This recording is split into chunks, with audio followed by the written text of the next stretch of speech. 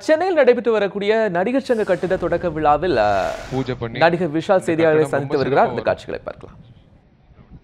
September 2018 அந்த கட்டடம் திறந்ததுக்கு அப்புறம் மாதந்தோறும் கிட்டத்தட்ட ஒரு 50 லட்சம் ரூபாய் வருமானம் வரக்கூடிய வாய்ப்புகள் இருக்கு. அது மூலமா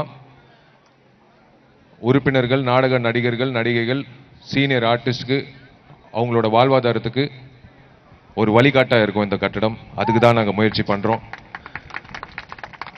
இந்த செயற்குழு உறுப்பினர்களுக்கு தலைவர் நாசருக்கு, பொன்வனன் சாருக்கு, கருணாஸ்க்கு, கார்த்தி எங்கிட்ட இல்லை, கார்த்தி வந்து லைவ் ஸ்ட்ரீமிங்ல பார்த்துட்டு இருக்கான் ராஜஸ்தான்லேருந்து. கார்த்தி இப்போ வருவான் லைவ் ஸ்ட்ரீமிங்ல. Poochi Murugan sir, Ishari Ganesh sir, all the trustees and all senior actors, actresses எல்லோருக்கும் நான் உங்க காலை தொட்டு நான் வணங்குறேன். நம்பிக்கை வீண் போகாது.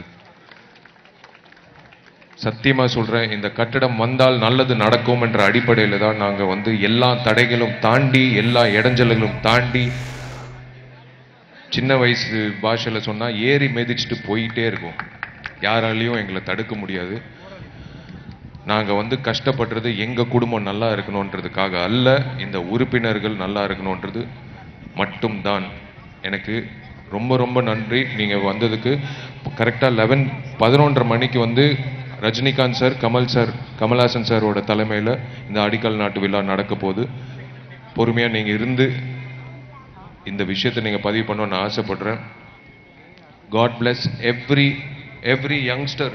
இங்கிட்ட இருக்கிற அத்தனை யங்ஸ்டர்ஸ் அவங்க கொடுத்த உழைப்பு. Hats off to Karthi. கார்த்திக்கு வந்து I love him for what he has given as a contribution. நானும் கார்த்தியும் சேர்ந்து 10 கோடி ரூபாய் இந்த கட்டடத்துக்காக நிதியா கொடுக்க போறோம்.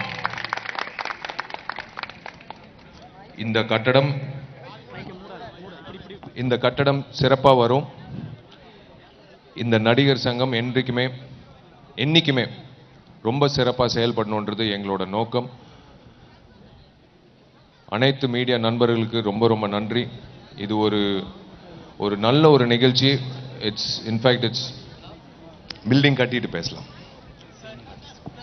சீனியர் ஆர்டிஸ்ட் எல்லோருக்கும், வாணிஸ்ரீ அம்மா, சாரதா அம்மா, எல்லோருக்கும், சத்யம்மா, எல்லோருக்கும் நான் சொல்ற ஒரே விஷயம், நீங்க வாழ்த்தும் போது எங்களுக்கு வந்து அது மட்டும் போதும். we want to do good to this actors association. வேற எதுவுமே இல்லைம்மா. என்னைக்குமே வந்து உங்க பிள்ளைகளா நாங்கள் தப்பு செய்ய மாட்டோம். ஒரு பைசா நாங்கள் வந்து அதுலேருந்து எடுக்க மாட்டோம். நாங்கள் என்றைக்குமே நல்லது மட்டும்தான் செய்வோம், நல்லது மட்டும்தான் யோசிப்போம். இந்த இளைஞர்கள் வந்து நீங்கள் வாழ்த்துனதில் ரொம்ப ரொம்ப நன்றிம்மா.